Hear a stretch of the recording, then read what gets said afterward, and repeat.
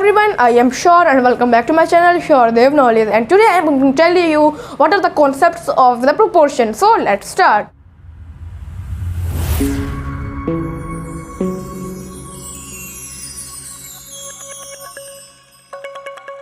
सबसे पहले हमारी इसकी डेफिनेशन जो है प्रोपोर्शन की वो है when two ratio are equal they are said to be in proportion.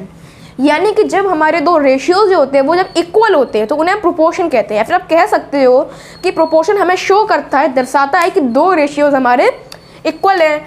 जैसे अब यहाँ पर है द सिंबल एज, इसको हम एज बोलते हैं, is use to express equality of two ratios. यानी कि जो हमारा ये सिंबल है ये यूज हम करते हैं ताकि हम दो रेशियोज की इक्वलिटी को एक्सप्रेस कर सकें, शो कर सकें। इसको आप प्रोपोर्शन का साइन भी कह सकते हो। Okay, rule 1 we read 6:10 as 72:120 as. यानी कि देखिए इसको जो हमारा अब जैसे मान लीजिए आपके सामने कोई ऐसे प्रोपोर्शन आया है तो उसको आप रीड कैसे करेंगे। ओके, तो इसको हम पढ़ेंगे 6:10 एज 72:120।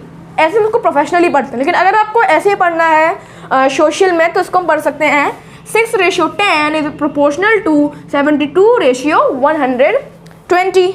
ओके, अब हमारी सेकंड हेडिंग है नेम ऑफ टर्म। यानी कि टर्म्स के नेम क्या होते हैं। जैसे हमारे प्रोपोर्शन में हमारी 4 टर्म्स हैं, इनके नेम्स क्या होते हैं। ओके, जैसे हम यहाँ पे देख सकते हैं 4:5 एज 12:15 में जो हमारे 4:15 है हमारे बाहर की तरफ है, आउटसाइड की तरफ है, तो इनको हम पढ़ सकते हैं एक्सट्रीम या फिर एक्सट्रीम टर्म्स। ओके, अब जो हमारे यहाँ पर 5 और 12 ये हमारे मिडिल में है, इस प्रोपोर्शन में हमारे मिडिल में है, तो इनको या तो आप पढ़ सकते हो मिडिल टर्म या फिर मीन। ओके, अब हमारी थर्ड हेडिंग है कंडीशन ऑफ प्रोपोर्शनैलिटी। यानी कि प्रोपोर्शनैलिटी की कंडीशन क्या होती है कि वो जब प्रोपोर्शन में हो, दो रेशियो की ऐसी क्या प्रॉपर्टी है जिससे वो प्रोपोर्शन में होंगे। If A B C D are in proportion the A upon B is equal to C upon D और A D is equal to B C. यानी कि अगर हमारा जो ये 4 term A B C D अगर प्रोपोर्शन में है तो इनको A upon B is equal to C upon D, यानी कि ए अपॉन बी मतलब जब हम ए को बी से डिवाइड करेंगे और अगर वो इक्वल होता है जब हम सी को डी से डिवाइड करते हैं तो वो होगा प्रोपोर्शन में। या फिर आप इसको एग्री कर सकते हैं कि हम ए और डी को मल्टीप्लाई करें, अगर उनका आंसर बी और सी के प्रोडक्ट से एकदम मैच होता है तो वो हमारे प्रोपोर्शन में होंगे दोनों रेशियोज।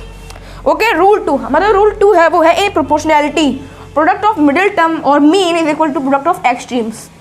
तो जैसे मैंने इनको पार्ट के नेम बताए, इसमें यहाँ पर लिखा है ए प्रोपोर्शन, यानी प्रोपोर्शन में जो हमारे मिडिल टर्म यानी कि मीन का जो प्रोडक्ट होता है अगर वो इक्वल है प्रोडक्ट ऑफ एक्सट्रीम यानी कि एक्सट्रीम के, तो वो हमारा प्रोपोर्शन में है दोनों रेशियो। जैसे एग्जांपल के लिए देखिए यहाँ पे 4:5 एज 12:15 में जब हमारा 15 4 कितना होता है 60 और 12 है तो हमारा कितना होता है 60। अब हमारे मीन का और एक्सट्रीम का एक्सट्रीम टर्म्स का हमारा दोनों का जो प्रोडक्ट है वो सेम आया, यानी कि ये जो हमारे रेशियोज है ये हमारे प्रोपोर्शन में है। ओके, अब हम यहाँ पे करते हैं हमारी 4 हेडिंग कंटिन्यूड प्रोपोर्शन। यानी कि कंटिन्यूड प्रोपोर्शन क्या होते हैं। If 3 quantity A B C are such that A ratio B is equal to B ratio C. देखिए यहाँ तक तो हमारे जो प्रोपोर्शन में थे वो हमारे 4 टर्म्स थे, लेकिन यहाँ पर है तो 4 टर्म्स लेकिन जो हमारे मीन टर्म्स हैं वो सेम है। जैसे यहाँ पे देखिए ए बी सी, यहाँ पे जैसे हमारा मान लीजिए हमारी बी एक क्वांटिटी है, मान लो 3 है और यहाँ पे भी 3 होगा हमारा पहला मीन टर्म, और यहाँ पे भी हमारा 3 ही होगा। जैसे then A B C are in the continued proportion, क्योंकि ए बी सी हमारे कंटिन्यूड प्रोपोर्शन में है तो जो b है वो हमारे मीन टर्म होंगे। यानी कि जो हमारा b है इसको हम 2 बार लिखेंगे, एक फर्स्ट रेशियो के कॉन्सिक्वेंट में और सेकंड रेशियो के एंटीसीडेंट में, जो कि मैंने आपको रेशियो, क्योंकि मेरे जो इसका फर्स्ट पार्ट है उसमें मैंने आपको बताया है कि रेशियो के टर्म्स के क्या नेम होते हैं। ओके, अब then A B C are in continued proportion, क्योंकि कंटिन्यूड प्रोपोर्शन में है जो b is said to be mean proportion. यानी कि जो b होगा उसे मीन प्रोपोर्शन मैंने आपको बता दिया अभी जस्ट, मैंने इसको फिर से पढ़ा है। बिटवीन ए एंड सी, ए और सी के बीच में जो हमारा b होगा वो हमारा मीन प्रोपोर्शन में होगा। c is called third proportional to a and b, यानी कि जो c होगा उसे हम थर्ड प्रोपोर्शनल मानेंगे a और b के लिए। जैसे एग्जांपल देखिए यहाँ पे हमारा 8 4 12 जो है वो कंटिन्यूड प्रोपोर्शन है, क्योंकि देखिए हमें इसमें देखिए सिर्फ 3 दिए गए हैं 8 4 और 12।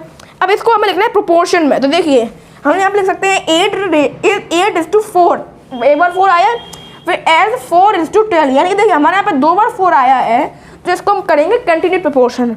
अब देखिए इसका अब ऐसे समझ गए होंगे कि जो हमारे कंटिन्यूड प्रोपोर्शन होते हैं वो कैसे आते हैं। अब हम समझते हैं कि इसके हमें एग्जाम्पल्स क्या होते हैं। ओके, जिससे आपको मतलब क्वेश्चंस क्या होते हैं, जिससे आपको जो आपके एग्जाम्स में जो क्वेश्चन आएंगे उनको सॉल्व करने में आपको आसानी होगी। तो अब हम कुछ क्वेश्चंस को समझेंगे। तो हमारी 5th हेडिंग है क्वेश्चंस, यानी कि जो आप एग्जाम्स में और अपने बुक्स में क्वेश्चन करते हैं वो।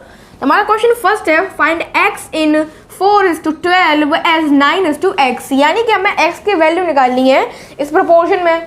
तो जैसे कि मैंने आपको भी बताया था कि product of extreme is equal to product of mean, यानी कि जो एक्सट्रीम का प्रोडक्ट होता है वो इक्वल होता है हमारे मीन्स के प्रोडक्ट के। तो हम यहाँ पे क्या करेंगे, हम यहाँ पर एक्सट्रीम का मल्टीप्लाई कर देंगे और एक्सट्रीम्स का मल्टीप्लाई कर देंगे और मीन्स का मल्टीप्लाई कर देंगे। यहाँ पे हम लिखेंगे so 4 into x is equal to 12 into 9। Okay, तो यहाँ पे हमारा आ जाएगा 4x और इज इक्वल टू 12 9 ज़ा 108। फिर जब 4 हमारा यहाँ पे मल्टीप्लाई का है, जब हमारे RHS में जाएगा, जब ट्रांसपोज होगा तो हमारा ये हो जाएगा डिवाइड में। तो यहाँ पर x is equal to 108 upon 4। तो 4 1 ज़ा 4, 4 2 ज़ा 8, बचा हमारा 2, 4 7 ज़ा 28, यानी कि x is equal to 27। Okay, यानी कि यहाँ पे जो x की जगह हमारा क्या आएगा 27 आएगा, हमारा आंसर 27 है। इसके बाद हमारा क्वेश्चन 2 है, 2x 8 are in continued proportion, find x। Okay, यानी कि जो 2x और 8 है हमारे कंटिन्यूड प्रोपोर्शन में है, हमें x निकालना है। तो जैसे मैंने आपको बताया है कि जब हमारे कंटिन्यूड प्रोपोर्शन में होते हैं तो हम यहाँ पर लिखते हैं सबसे पहले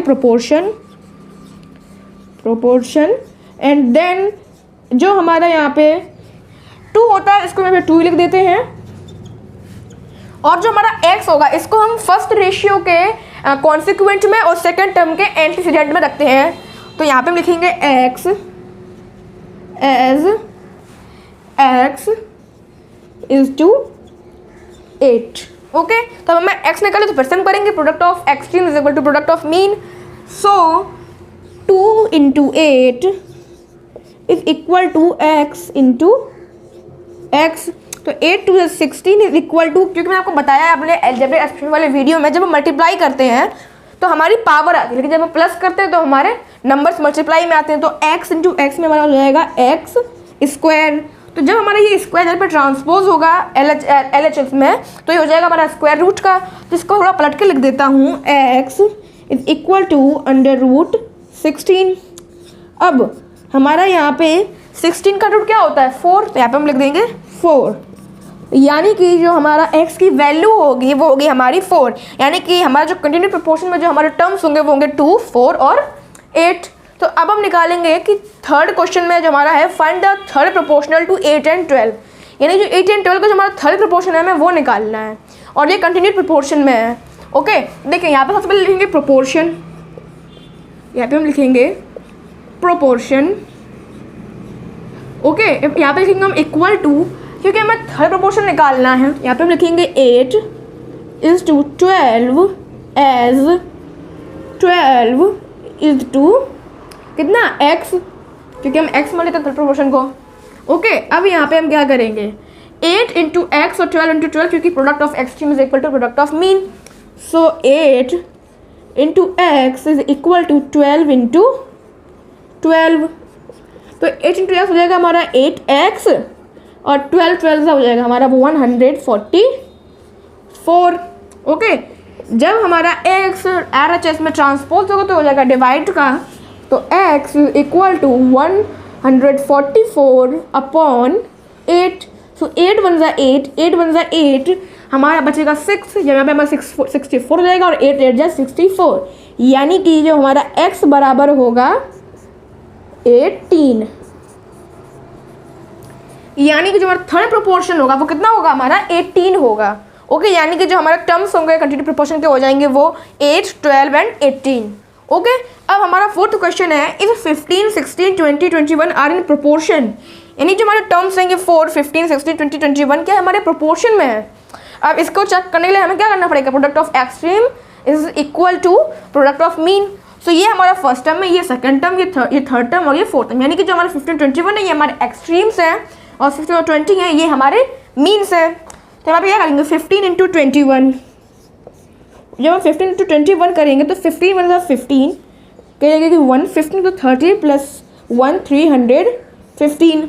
ओके, अब यहाँ पे करेंगे हम मीन्स का मल्टीप्लाई 16 इंटू 20, जीरो का हमारा जीरो हो जाएगा क्योंकि जब मल्टीप्लाई करते हैं तो जीरो का कुछ होता है, तो यहाँ पे जीरो हो जाएगा। 16 टू द 32, यहाँ पे हमारा आंसर आया 320। अब जो हमारा 350 है इज़ नॉट इक्वल टू 320, है ना, क्योंकि हमारे इक्वल नहीं है। इसका मतलब जो हमारा ये है ये हमारा प्रोपोर्शन में नहीं है, या कि हमारा फिर आंसर जो होगा वो होगा यहाँ पे नो। ओके, यानी कि जो ये प्रोपोर्शन है हमारे ये प्रोपोर्शन में नहीं है, क्योंकि ये जो है क्योंकि इसका प्रोडक्ट ऑफ एक्सट्रीम डिफरेंट है प्रोडक्ट ऑफ मीन्स के। सो आई होप कि आप क्वेश्चंस को सॉल्व करना समझ गए होंगे। इससे आपको एग्जाम्स में क्वेश्चंस को सॉल्व करने में बहुत ही ईजी रहेगा। आई होप कि आपको मेरी वीडियो बहुत ही अच्छी लगी होगी। तो इस वीडियो को लाइक करें, शेयर करें, और जिससे आपके फ्रेंड्स की बहुत हेल्प होती है। सब्सक्राइब करें और बेल आइकन को हिट करना ना भूलें, जिससे आपको मेरी सारी वीडियो नोटिफिकेशन सबसे पहले मिलेगी। और हाँ, इसका पार्ट 1 ज़रूर देखें, मैं जिसमें मैंने आपको बताया कि रेशियोज़ के कॉन्सेप्ट्स और क्वेश्चंस क्या होते हैं। So thank you.